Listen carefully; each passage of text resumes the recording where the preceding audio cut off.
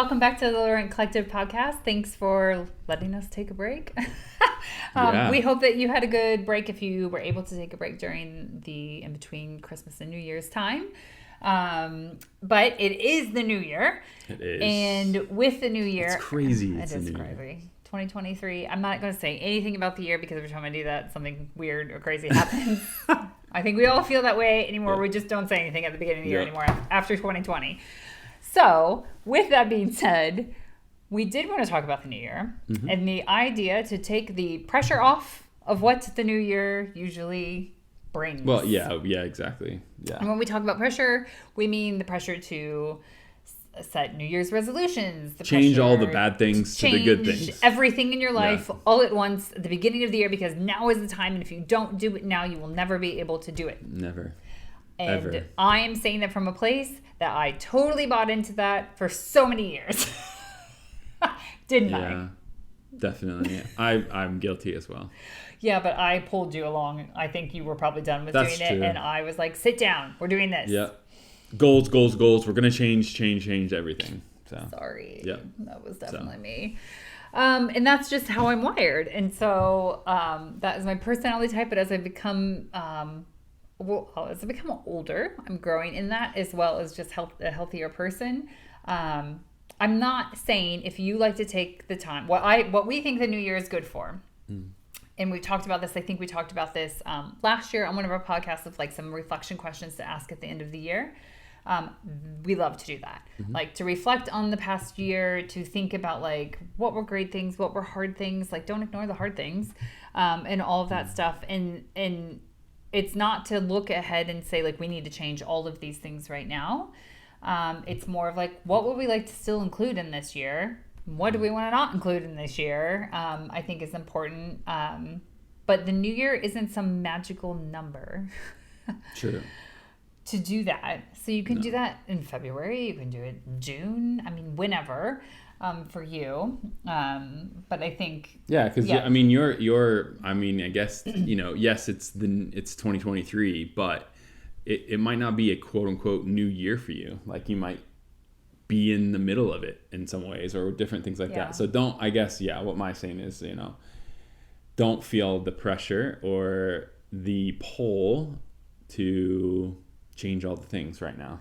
And I think the biggest problem, this is what I had, and this is what I see in a lot of friends and stuff like that too, is because everything is telling you from advert. I mean, already the amount of adverts that we are seeing, and that I even see on like my Instagram and stuff like that, is like for workout things, and gyms will offer you all kinds of like, all that stuff. That's one thing. But then there will be, all of a sudden there's a lot of stuff about buying new things for the new year, or if you just had this, it would change how your year is going to be, and that kind of thing. And so everything we see is going to tell us the opposite of what we're saying right now. And a lot of things will be like, well, keep your goals for the new year and that kind of stuff. And there's a lot of pressure on it. A lot of people and love probably are very like focused on those kinds of things too. And again, that's fine. That's fine. And it doesn't need to be like that you're judging people or anything like that. But it's more when we do that and when we set a lot of stuff that we want to change at the same time, it's just not even possible to do that because you're going to overextend yourself, and you really should focus on one thing at a time. To set that as a new habit if you want it to be a habit or something like that. And if you're trying to get up earlier, work out more, move your body more maybe. Get more sleep, spend more time with your kids, and grow your business by 50%. Like, you can't start all at the same time. Good luck. I have tried it. Trust me, I have tried it. And it didn't go well. None of those things went well because I couldn't focus on one thing, and that kind of stuff. And so... studies show over and over again that like starting with one thing, whether it's creating a new habit like getting up earlier or something like that, that is not something I'll be creating for this year. Sorry. But if that is something that is important to you, then, start that and then move on to the next thing and that kind of thing. So if that makes any sense. I think the pressure though is change it all. I think there is also pressure to look for just the negatives in your life. Does that make sense? Yeah, definitely. Yeah, I think definitely I would say we tend to, when a new year comes around, we look at all the bad things about ourselves and decide those are the things that we're going to change or tweak or whatever, because we see somebody else doing something that quote unquote works for them, that we think might work for us. And so that's such a, I don't know, for me, that's always been a really unhealthy thing to think about and look at and compare myself to. And so, yeah, so I think, again, always looking at the negatives, looking at the things that you want to change rather than actually reflecting. Like some of the things that we do is we try to really reflect on the things that went well, and really celebrate those things and talk about those things and like, how can we create more of those things rather than looking at all the things that we're doing wrong or that we could change or the failures, I think, in some ways. And so, yeah, so I think it's a little bit of a mind shift. It's a little bit of a, turn on the other side of the leaf or whatever you want to say. I don't even know if that's even a saying, but I think, yeah, like looking at some of the positives, looking at some of the things that were wins, looking at, how you can grow, continue to grow from those things as well. And obviously, yes, we're going to want to look at the negatives and look at some of the things that we maybe saw challenges in and things like that. And we want to learn from them so that we don't make those same mistakes this coming year, if we see those as mistakes, I guess. But I guess you're always wanting to learn, and having that perspective, I think is a lot different than going, I'm doing this thing the wrong way, so I'm not doing well as a person. And so, yeah. So I think that's like the biggest thing, I would say.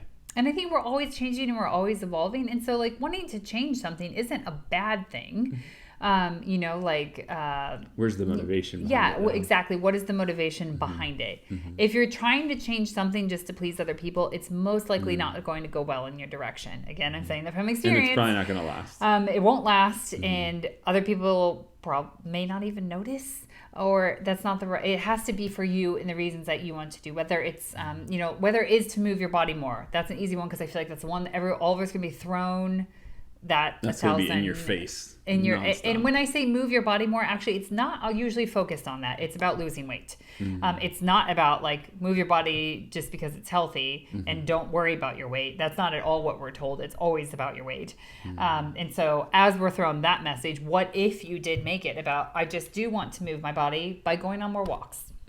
Simple as that. Don't have, the reason be because I want to lose weight, and stuff like that. Don't have it be that, or even have it be that because you want someone else to notice you or something like that. So I think that's an example, and I know that's a sensitive issue for a lot of us that have really struggled with how our body looks and things like that. And that's why I do not like this time of year and how much that is thrown in all of our faces. It's so hard to avoid it. We even it's on buses and stuff like that here. Like there's no way I can try and stay away. And on Instagram and other places, there are things that say, don't show me ads like this. But there's not a click option for that when it comes to the stuff you're seeing out in the world and things like that. And you can't do that on your TV either.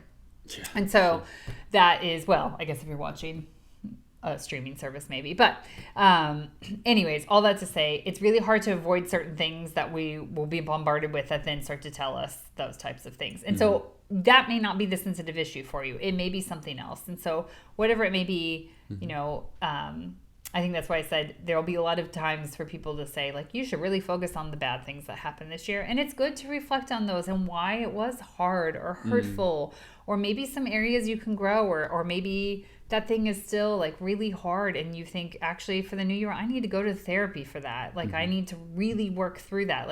Those are healthy progress things, but that's not a resolution. That's I'm going to help myself again, because I know it will make me better to the people around me, or whatever it may be, because it will make me healthier mentally, whatever it is. And I think in a lot of that too, what we're trying to say is not putting a timeline on some of that stuff either. Okay, it's a new year, I got to do it this year, or I got to do it in the next 6 months or whatever.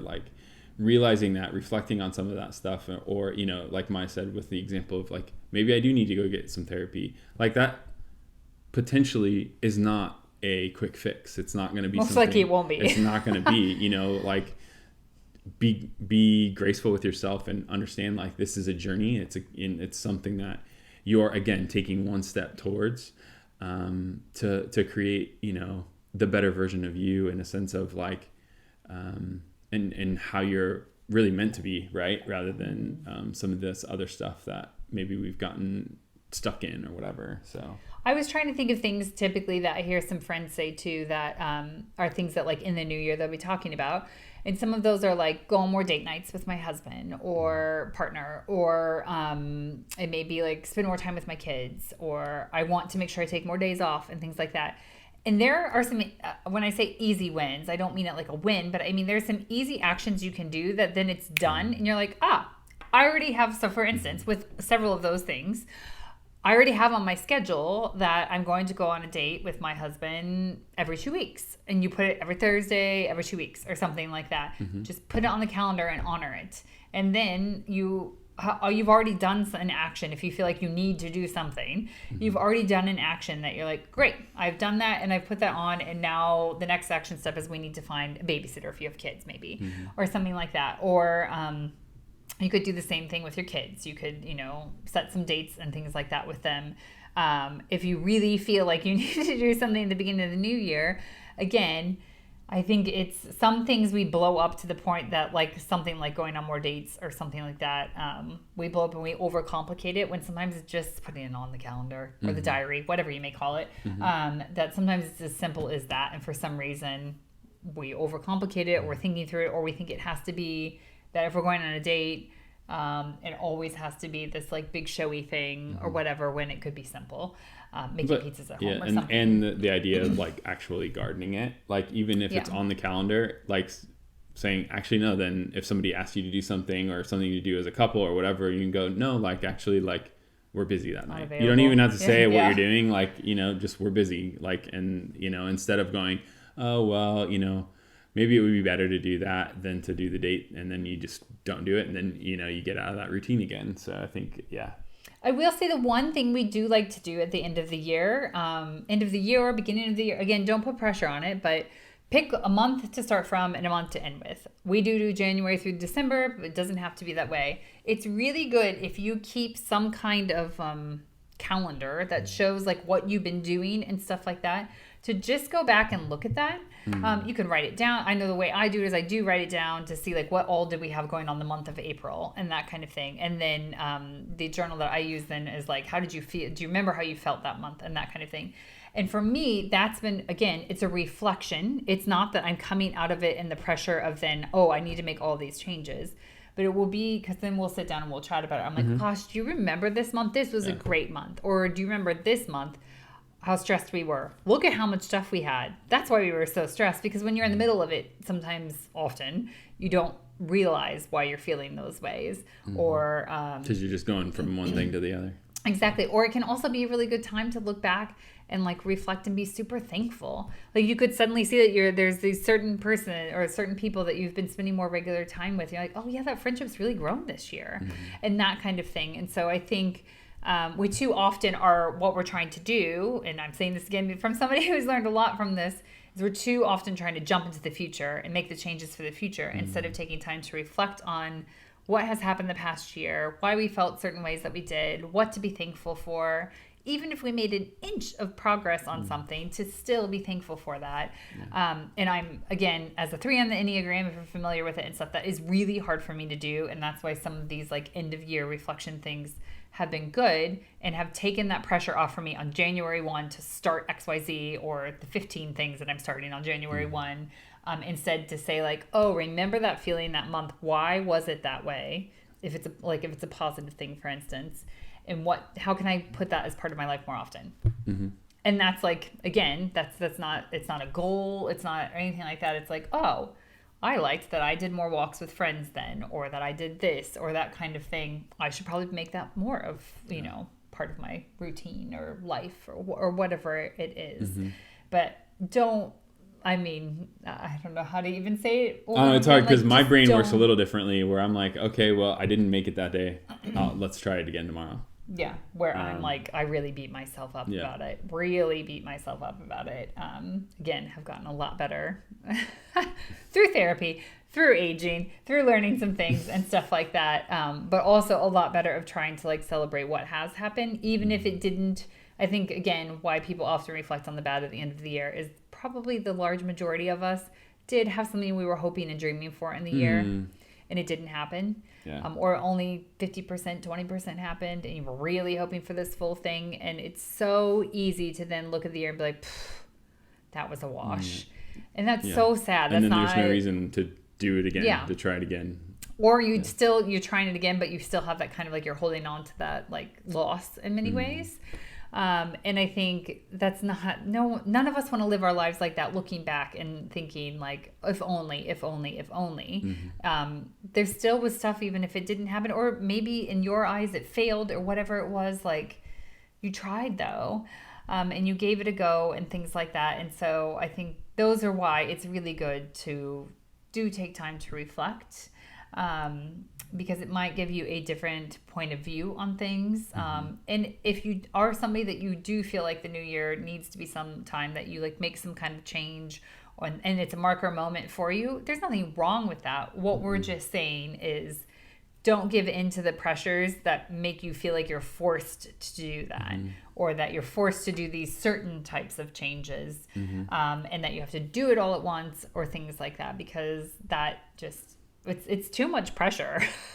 Yeah. I guess like don't buy into the noise around you. Like really, again, like Maya said, like reflect on the year, reflect on where you're at and how things are going, and take some time to really think about, okay, what are the next steps for me to get to this point? And again, that didn't work, but I did actually make a step this way towards that, or whatever it is. I think and not to put so much pressure on the fact that you have to get it all finished, or you have to accomplish it by a certain time, or whatever. Like that, we have time. Let's just dig into it. Take one step at a time. Yeah. So we love to hear from you guys. I know we say it a lot, but we really do mean it. We'd love to hear from you guys on like, how do you start the new year? What are the ways that you reflect? What are the ways that, if you are somebody that likes to start with some new ideas of things to start, we'd love to hear from you, like how you go about doing that in a healthy way and everything, because we can do another podcast on this too. So we hope that you guys are having a good start to your new year, or maybe it's not starting that great either. Don't put pressure on that. That doesn't mean that's how the rest of the year is going to go. But welcome to the new year. And we hope too that this year we can just continue to provide you guys with things to think about, things to talk about, ways to help your business as well, all of that. And so whatever you want to hear from us, please let us know, because that does determine how we make and shape the next podcast that we do. Because we want to be providing you guys with stuff that's not only helpful, but you all seem to love every time we do anything with the US and the UK. Yep, definitely. So we'll continue coming with ideas with that too, but let us know the questions you have on some of those like cultural and just life differences and stuff. For sure. With that as well. So thanks for tuning in. You can find anything that you need, including all of our past podcasts, on collectivelearning.com. And we will talk to you next time. Take care. Happy New Year.